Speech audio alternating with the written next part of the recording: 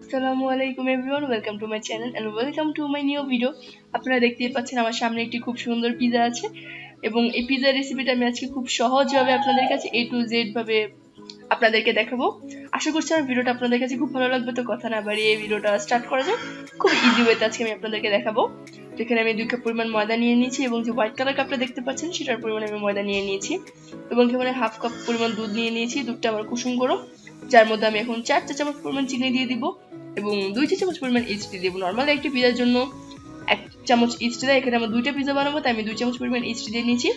এখন আমি দুধের সাথে এটাকে সুন্দরভাবে মিশিয়ে ফেলবো যাতে কোনো দানা দানা না থাকে, তাহলে আমার পিজাটা খুব সুন্দর হবে। তো এখানে মিশানো শেষ। আমি এটাকে 2 মিনিটের জন্য হালকাভাবে ঢেকে রাখবো যেন ইস্টটা বেরিয়ে আসে ফুলে এবং এর মধ্যে আমি একটু লবণ দিয়ে নিয়েছি। লবণটা খুবই অল্প পরিমাণ দিয়ে আমি সুন্দরভাবে লবণটাকে মিশিয়ে ফেলবো পুরো ময়দাটার সাথে, যাতে কোনো জায়গায় বেশি বা কোনো জায়গায় কম না থাকে। তারপরে আমি আমাদের যে পিজার ডোটা আছে এটার মধ্যে আমি আমার দুধটা দিয়ে দিব। দুধটা আমার অনেকটাই হয়ে গেছে, দেখতেই পাচ্ছেন ইস্টটা খুব সুন্দরভাবে ফুলে গেছে, কিন্তু আগে আমি ডিমটা দিব। তারপর আমি আমার ইস্ট মাখা ইস্ট দেওয়া দুধটাকে হালকাভাবে মিশিয়ে মিশিয়ে নিব, কারণ ইস্টটা ফুলে উপরে উঠে গিয়েছিল। এখন আমি সুন্দরভাবে দিয়ে দিলাম। তো আমি এটাকে আগে চামচ দিয়ে সুন্দরভাবে মিশিয়ে নিব, কারণ হলো গিয়ে প্রথমে হাত দিয়ে করলে ডোটা সুন্দর হয় না, ডোটা সুন্দরভাবে মাখানো যায় না, হাতেই তো লেগে যায় সবটাই। আমি আগে চামচ দিয়ে করে ফেলবো, তারপর আমি এটাকে হাত দিয়ে মাখবো। এখানে আমার 2 কাপ পরিমাণ ময়দা নিয়েছিলাম যাতে আমার 2টা পিজা বানানো যায়। আর ইনগ্রেডিয়েন্টস গুলো 2 কাপের জন্য যতটুকু দিয়েছি ততটুকুই যথেষ্ট। এটা হয়ে গেছে। আমি আগের তেল দিইনি, কারণ আগে তেল দিলে ভালো লাগে না আমার মনে হয়। আমি পরে এখানে 2 টেবিল চামচ পরিমাণ তেল দিয়ে দিব, সুন্দরভাবে মিশিয়ে ফেলবো। আমার মনে হয় পরে তেল দিলে পিজাটা বেশি ভালো হয়। তো আমি এখানে 5 মিনিটের মতো মাখতে থাকবো যাতে খুব সুন্দর একটা শেপ করা যায়। তো আমার এটা হয়ে গেছে। আমি এটাকে সুন্দরভাবে একটু মিশিয়ে মিশিয়ে গোল একটা শেপ দিয়ে 2 ঘন্টার জন্য রেখে দিব। এর মধ্যে আমি আমার মাংসটা নিয়ে নিয়েছি, যার মধ্যে আমি অল্প একটু গোলমরিচ, অল্প একটু গরম মশলা, অল্প একটু সয়া সস দিয়ে দিয়েছি। আসলে মাংসটা খুব কম তাই আমি পরিমাণগুলো বলছি না, আপনারা দেখতেই পাচ্ছেন। অল্প একটু আদা রসুন দিয়ে আমি এটাকে সুন্দরভাবে মিশিয়ে ফেলবো। মাঝখানে একটু লবণও দিয়ে দিলাম, কারণ আমি আগে লবণ দিতে ভুলে গেছিলাম।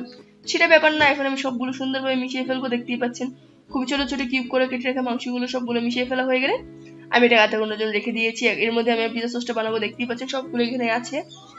আমি এখানে তেল দিয়ে দিয়েছি 1 টেবিল চামচ পরিমাণ এবং এখানে আমি আমার পেঁয়াজ এবং রসুনটা দিয়ে দিচ্ছি। পেঁয়াজের পরিমাণটা রসুনের চেয়ে একটু বেশি, এটাকে বাদামি কালার হওয়ার জন্য অপেক্ষা করতে হবে, কারণ বাদামি কালার না হওয়া পর্যন্ত এটা যে ফ্লেভারটা সেটা বের হবে না।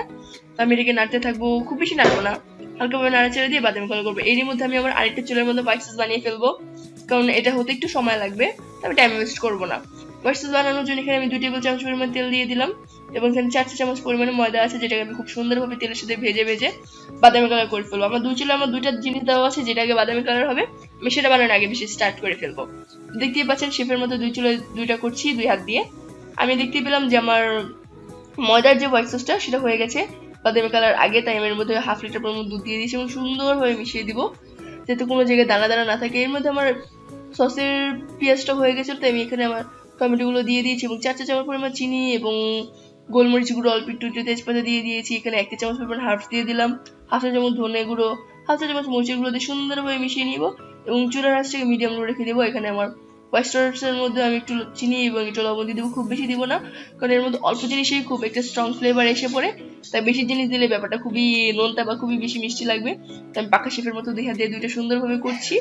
দেখুন এর মধ্যে আমার অনেকটা সময় চলে গেছে এবং 2টাই হয়েছে। আমি কিন্তু হোয়াইট সসটাকে অনবরত নেড়েছি, না হলে জিনিসটা হালকা লেগে লেগে যেত। পিজা সসটার মধ্যেও আমি এখানে পানি ইউজ করিনি, কারণ আমার টমেটো থেকে অনেকটা পানি বেরিয়ে গেছে, যার মধ্যে এটা হয়ে গেছে। তো হোয়াইট সসটাকে আমরা সুন্দরভাবে একটু ঘন করে ফেলবো। দেখতেই পাচ্ছেন এটাকে যথেষ্ট ঘন হয়ে গেছে। আমি এটাকে এখন খুব বেশি ঠিক করবো না, কারণ ঠান্ডা হলে এটা অনেকটাই ঘন হয়ে যাবে। তো এখন আমি এর মধ্যে অল্প একটু তেল দিয়ে নিব, সুন্দরভাবে গোল গোল গোল করে তেলটাকে দিয়ে দিলাম। এর মধ্যে আমি আমার যে মাংসটা আছে সেই মাংসটাকে দিয়ে হালকাভাবে সুন্দর করে ভেজে নিব, নাড়াচাড়া দিব না খুব বেশি, এটাকে ঢেকে রাখবো। এর মধ্যে দেখি যে পানিটা আছে সেটা দিয়ে এটা হয়ে যাবে। তো মাংসটাকে আমি ভেজে ফেলেছি, খুব বেশি ভাজা ভাজা কিন্তু করিনি, কারণ এর ভিতর জুসিনেসটা পিজার মধ্যে খুব মজা লাগে। এর মধ্যে আমি সবগুলো সবজি কেটে ফেলেছি, দেখতেই পাচ্ছেন।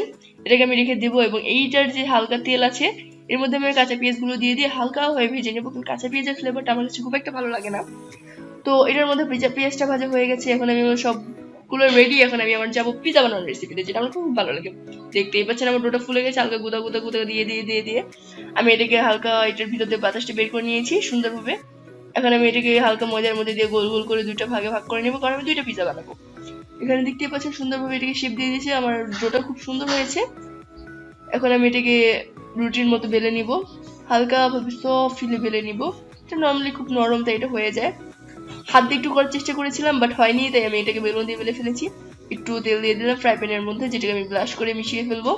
মিশানো হয়ে গেছে। এখন আমি আমার যে পিজা রুটিটা আছে সেটাকে আমি হাতে দিয়ে একটু গোল গোল গোল গোল করে করে ঢেলে দিলাম।